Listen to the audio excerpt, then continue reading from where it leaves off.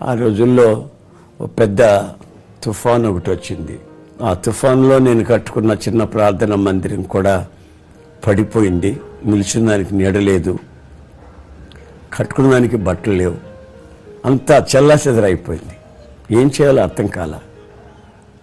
ఒకరోజు ప్రార్థన చేసుకుంటూ ఉంటే ప్రభు ఒక వాక్యానికి నాకు జ్ఞాపకం చేశాడు. అది యోబు గ్రంథంలో ఉంది.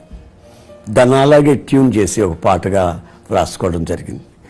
నేను వెళ్ళే మార్గము